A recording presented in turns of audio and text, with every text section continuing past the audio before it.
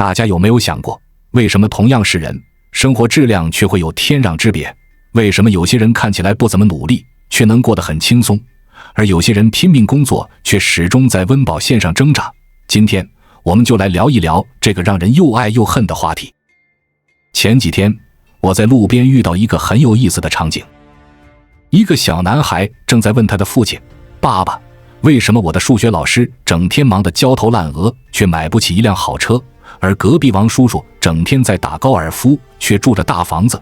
这个天真的问题其实道出了一个深刻的社会现实。说到这里，我想起一个很有趣的寓言故事。从前有一头驴在辛勤地拉磨，主人对他说：你真了不起，要是没有你，大家都得吃糠咽菜。驴听了很开心，干劲更足了。晚上，主人一家人享用着新磨的面粉，却对孩子说：可别学那头蠢驴，整天围着磨盘转。而此时的驴正一边嚼着草料，一边对小驴说：等你长大了，我要教你拉磨，这可是最受人尊敬的工作呀。这个故事听起来很简单，但其实揭示了一个惊人的真相。在我们的社会中，确实存在着一个看不见的认知鸿沟。就像那匹驴，他以为自己在做一件很伟大的事情，却不知道自己其实是被困在一个永远走不出的循环里。有意思的是，这种认知差异并不是天生的。就像我们去餐厅吃饭，服务生只关心菜单上写了什么，经理在想怎么提高营业额，而老板却在思考如何开连锁店。同样是面对一家餐厅，不同的人看到的却是完全不同的世界。这让我想起了一个朋友跟我分享的经历。他原本在某知名公司做技术员，每天都在为完不成的工作任务发愁。直到有一天，他意外看到了一本讲商业模式的书，突然意识到自己一直在用错误的方式努力。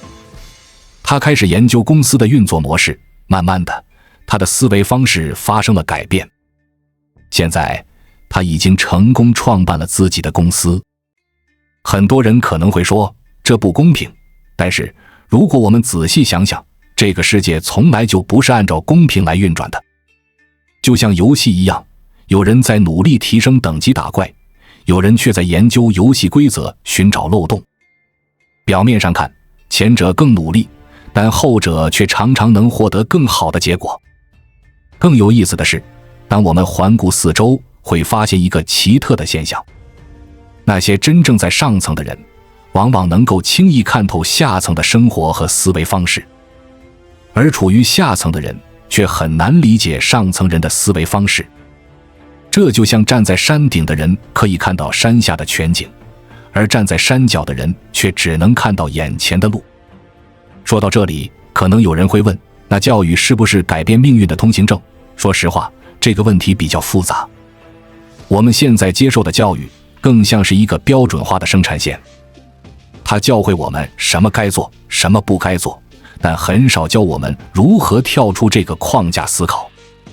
这就像我们学会了如何在游戏里变得更强，却没学会如何成为游戏的设计者。让我们来看一个很典型的例子。很多人都知道某些大企业为什么要把工厂建在偏远地区，表面上说是为了降低成本，但深层次来看，这里面隐藏着一个残酷的真相。在那些经济发达的地区，人们的眼界更开阔，要求更高，而在偏远地区，人们往往会因为一份稳定的工作而甘愿接受更低的待遇。这就带来了一个有趣的现象。那些背负着房贷、有家庭负担的人，往往是最听话、最不敢轻易换工作的。这不是因为他们能力差，而是因为他们被生活的重担压得喘不过气来。而那些真正懂得规则的人，却在利用这些规则为自己谋求利益。我认识一个企业家，他告诉我一个很有趣的观点。他说，在商业世界里，最重要的不是告诉别人真相，而是要理解别人想要什么。人们需要的往往不是真理，而是一个能让他们继续前行的理由。这话听起来有点伤感，但确实道出了商业的本质。更令人深思的是，现代社会提供了太多消遣和娱乐，短视频、游戏、综艺节目，这些都像是一剂镇静剂，让人在短暂的快感中忘记了思考人生的方向。而那些真正在上层的人，却在思考如何设计更好的系统来维持这种现状。说到这里，可能有人会觉得心情有点沉重，但是了解这些并不是为了让我们感到绝望，而是为了让我们能够更清醒地认识这个世界。就像打游戏一样，只有了解了游戏规则，我们才能真正地开始玩好这个游戏。有一句话说得好，世界上最难的事情有2个，一个是把自己的思想装进别人的脑袋，另一个是把别人的钱放进自己的口袋里。但有趣的是，当你真正理解了人性，这2件事往往是相通的。因为人们愿意为认同付费，愿意为情感共鸣买单。举个简单的例子，为什么很多商家喜欢用不断重复的广告轰炸消费者？虽然这种方式看起来很粗暴，但却出奇的有效。因为人们往往不是被说服的，而是被疲劳轰炸到放弃抵抗。这就像古人说的水滴石穿，不是因为谁有多大力量，而是因为它足够持久。在这个过程中，我们会发现一个有趣的现象，那些试图揭示真相的人，常常会受到2面夹击。一方面是既得利益者的阻挠，另一方面却是大众的不理解。这就像是一个人试图告诉大家魔术的秘密，既会遭到魔术师的反对，又会被观众指责破坏了美好的幻想。但是如果你真的理解了这些，就会发现这个世界其实并不像表面看起来那么复杂。复杂只是表象，而简单才是本质。在我们进一步探索之前，我们有一个激动人心的消息要告诉大家，我们已经开通会员功能了。现在您可以加入我们的会员大家庭，享受会员专属影片和更多独家内容。别忘了关注才知道，并点击小铃铛，我们将继续揭示更多关于金钱的真相，助你迅速实现财务自由。那些看似复杂的商业模式、社会现象，背后往往都是一些基本的人性规律在起作用。最后，我想说的是，理解这些并不是为了让我们变得冷酷或者愤世嫉俗，相反，这是为了让我们能够更好地理解这个世界，找到适合自己的生存之道。就像功夫大师说的，知己知彼，百战不殆。只有真正理解了这个世界的运作规律，我们才能在这个世界上活出自己想要的样子。记住这4句话。第一，人们最想表达的永远不是内容本身，而是被理解的渴望。第二，人们最想得到的不是真正的价值，而是情感上的认同。第三，人们最想看到的不是真相，而是希望。第四，人们最容易被说服的不是道理，而是利益。这个世界永远不会缺少追求真相的人，但最可贵的是那些在看透一切之后依然保持着温度和情怀的人，因为他们明白生活的真谛不在于抗拒规律，而在于在理解规律的基础上活出属于自己的精彩。在说到认知差异这个话题时，我突然想起另一个很有意思的故事。有一次我去一个高档小区采访，遇到2个人在讨论投资。一个是在银行上班的职员，整天研究各种理财产品的收益率；另一个是一位企业老板，他却在研究如何收购一家银行。同样是谈论银行，视角却完全不同。这让我不禁想到，其实人与人之间的差距往往就是认知的差距。很多观众可能会问，这种认知差异是不是天生的？其实不是。这让我想起了一个很特别的研究。有个心理学家做了一个实验，他让一群人分成2组玩同一个游戏。第一组只告诉他们游戏规则，第二组则告诉他们游戏的设计原理。结果显示，了解设计原理的那组人不仅玩得更好，而且能够根据情况灵活调整策略。这个实验告诉我们，认知的差异往往来自于对事物本质的理解程度。让我们再深入一点。在现代社会，很多人都在谈论副业和创业。但有意思的是，大多数人在选择副业时，都倾向于选择投入时间换取收入的方式，比如做家教或者网约车。但真正懂行的人却在思考如何建立一个可以持续产生收入的系统。这就像是选择做一个辛苦的渔夫，还是建造一个渔场。说到这里，我想起一个很有意思的观察。在大城市的商业区，你经常能看到两种人。一种人在为了省下一杯星巴克的钱精打细算，另一种人却在商议如何开一家连锁咖啡店。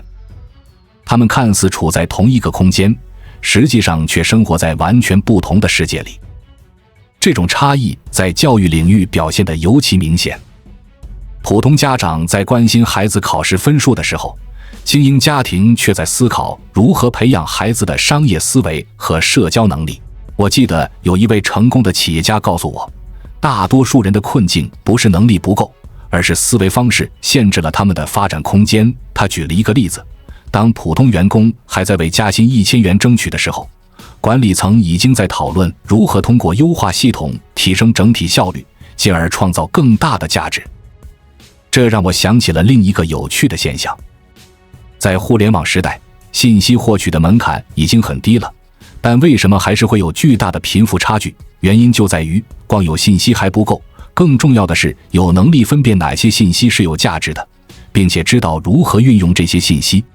这就像是给一个不懂拳法的人一本武功秘籍，他可能会把精力都花在练习花哨的招式上，而真正的高手却知道，最重要的是理解力量运用的原理。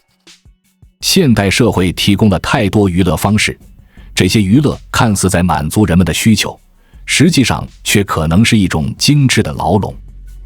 就像那些沉迷手机游戏的人，他们以为自己在享受生活，殊不知已经被困在了别人设计好的系统里。而真正的赢家是那些设计和控制这些系统的人。最有趣的是，当你跟不同阶层的人聊天时，你会发现他们对机会的理解完全不同。底层的人总是在等待机会，中层的人在寻找机会，而上层的人却在创造机会。这就像是在一场舞会上，有人在等待被邀请跳舞，有人在主动寻找舞伴，而有人却在组织整场舞会。一位投资人说了一段很深刻的话，在商场上，最大的风险不是你不知道的东西，而是你以为你知道的东西实际上是错的。这让我想起了那个著名的井蛙寓言。井底的蛙看到井口的一小片天空，以为那就是整个世界。而真正的问题不是他看到的太少，而是他以为自己看到了全部。这种认知差异在投资领域表现得特别明显。普通人在关注股票涨跌的时候，成功的投资者却在研究整个行业的发展趋势。普通人在纠结要不要买入某只股票时，专业投资者已经在思考如何构建一个完整的投资组合。这就像下棋，新手在考虑下一步怎么走，高手却在思考10步之后的局面。说到这里，可能有人会觉得很沮丧，觉得自己永远无法跨越这道鸿沟。但其实不是这样的。就像学开车一样，刚开始的时候，你需要思考每一个动作，换挡、踩离合、打方向盘。但随着经验的积累，这些动作就变成了肌肉记忆，你可以自然而然地应对各种路况。认知的提升也是这样，一开始可能需要刻意练习，但随着时间推移，新的思维方式就会变成自然而然的反应。这让我想起了另一个有趣的例子。有个朋友原本是一名普通的销售员，整天为了完成业绩指标而焦虑。后来他意外看到一本讲商业心理学的书，突然理解了为什么有些客户会购买，而有些不会。他开始研究顾客的心理需求，而不是简单的推销产品。慢慢的，他不仅成为了销售冠军，还开创了自己的培训公司。这个故事告诉我们，认知的提升往往始于对现有状况的反思和质疑。在商业世界中，还有一个很有趣的现象，很多人都在谈论用户体验、客户需求，但真正理解这些概念的人并不多。普通的商家在想如何销售产品，而成功的企业家却在思考如何创造用户无法抗拒的场景。这就像是鱼和渔夫的关系，鱼在思考鱼饵是否新鲜，渔夫却在思考如何设计一个完美的捕鱼系统。最令人深思的是，那些真正成功的人往往都经历过认知的跃迁，这种跃迁不是一蹴而就的，而是在不断实践和思考中逐渐形成的。就像学习一门外语，一开始你需要逐字翻译，但到了一定程度，你就能直接用这门语言思考了。这种转变看似很小，但实际上是质的飞跃。在当今社会，很多人都在追求所谓的成功公式，但真正的高手知道，没有放之四海而皆准的公式，重要的是理解背后的原理。这就像武术，招式是死的，但原理是活的。真正的高手不会被固定的招式所束缚，而是能够根据情况灵活运用原理。所以，当我们谈论认知差异的时候，其实是在谈论人如何看待和理解这个世界。这种差异决定了人们在面对同样机会时会做出不同的选择，也决定了他们最终能达到的高度。就像登山，有人在为眼前的陡坡发愁，有人却在计划如何到达顶峰。视角的不同决定了格局的不同。在采访这么多成功人士后，我发现他们有一个共同点，他们都有跳出固有思维框架的能力。这种能力不是天生的，而是通过不断学习和实践培养出来的。就像学习骑自行车，一开始可能会摔倒，但一旦掌握了平衡的诀窍，就再也不会忘记了。说到这里，我想分享一个很特别的观察。在采访众多成功人士的过程中，我发现他们看问题的角度往往都很独特。比如说，当普通人在抱怨房价太高的时候，他们却在研究为什么房价会上涨，背后的驱动因素是什么。这种思维方式的差异，决定了他们最终能够达到的高度。有一次，我在一个高档餐厅采访一位企业家，邻桌有个顾客在抱怨菜价太贵，而这位企业家却在思考餐厅的选址、装修、客户定位和利润模式。同样是吃一顿饭，有人只看到了花出去的钱，有人却看到了整个商业模式。这让我想起了那个著名的汉堡店故事。麦当劳的创始人雷克罗克不是发明了更好吃的汉堡，而是发明了一个可以复制的系统。这种认知差异在投资领域表现得更加明显。记得有一次股市大跌，普通投资者都在恐慌性地抛售股票，而那些真正的大户却在默默地建仓。为什么会这样？因为他们对市场有着更深层的理解。他们知道，市场的波动往往就是财富转移的过程。当普通人被恐惧和贪婪支配的时候，聪明的投资者却在利用这些情绪赚钱。还有一个很有趣的现象，你有没有注意到，很多成功人士都喜欢健身？表面上看，这似乎只是一个保持健康的习惯，但深入观察就会发现，健身其实是一种很好的认知训练。它教会你如何制定目标，保持专注，突破瓶颈。这些能力在商业世界中同样重要。所以说，很多时候，成功人士的习惯背后都蕴含着深刻的道理。我还记得一位企业家跟我分享过他的创业经历。他说，最初他也是从小本生意做起，但他很快就发现了一个规律：穷人总是计算自己花了多少钱，而富人则更关注投入产出比。这个认知上的转变让他的生意有了质的飞跃。他开始思考如何用最小的投入获得最大的回报，而不是单纯的省钱。很多年轻人抱怨买不起房子，但同时又在各种名牌商品上花很多钱。这不是钱的问题，而是认知的问题。那些真正懂得财富管理的人，往往会把钱投入到能够产生现金流的资产上，而不是消耗性的支出。还有一个很典型的例子，在直播带货这个行业里，有人只看到了主播赚到的钱，而有人却看到了整个产业链。普通人在研究如何当一个成功的主播，而聪明的人却在思考如何打造一个直播平台或者供应链体系。这就是认知层次的差异。说到这里，可能有人会问，那么要怎样才能提升自己的认知呢？我觉得最重要的是要培养系统性思维的能力。比如说，当你看到一个成功的现象时，不要停留在表面，而要思考背后的原因和规律。就像看到一棵大树，普通人只看到它的枝繁叶茂，而有见识的人却会思考它的根系、养分和生长环境。记得有一次，我在采访一位连锁店老板，他告诉我，很多人都以为开店最重要的是位置，其实不然。最重要的是要建立一个可复制的系统。好的位置可能带来一时的繁荣，但只有好的系统才能带来持续的增长。这就是为什么有些小店生意很好，但始终做不大，而有些看似普通的店铺却能开成连锁。有意思的是，那些真正在上层的人，往往都有一个共同的特点，他们既能看到事物的复杂性，又能抓住事物的本质。商业的本质其实很简单，就是发现需求并满足需求。但是要做到这一点，却需要处理无数复杂的细节。这让我想起了围棋这个游戏。新手只看到眼前的局部争斗，而高手却能看到整盘棋的大局。新手在为一个小角落得失纠结，高手却在思考整体的战略布局。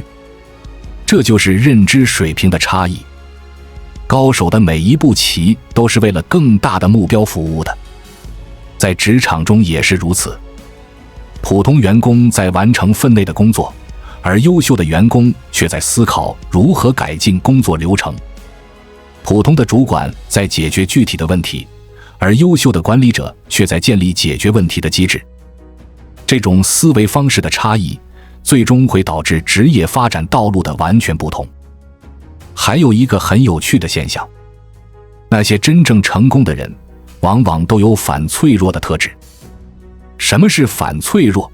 就是在面对压力和挑战时，不仅不会被打垮，反而会变得更强。这种特质不是天生的，而是源于对世界运作规律的深刻理解。让我们回到开头那个寓言故事。那匹驴之所以始终是驴，不是因为它不够努力，而是因为它没有跳出既定的思维框架。他以为自己在做一件了不起的事情，却不知道自己其实是别人系统中的一个零件。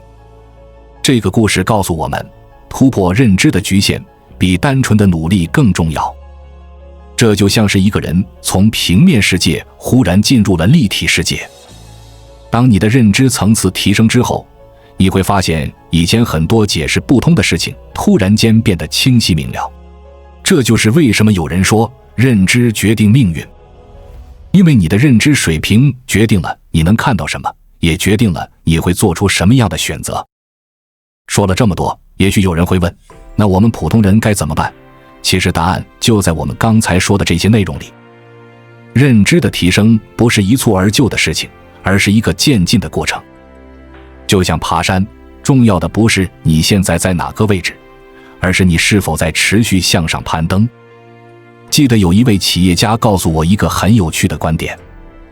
他说，人的一生就像在玩游戏，有人玩的是消除类游戏，每天重复着相同的动作；有人玩的是角色扮演游戏，不断提升等级打装备，而真正的赢家其实是游戏的设计者和运营者。这个比喻虽然简单，但却道出了一个深刻的道理。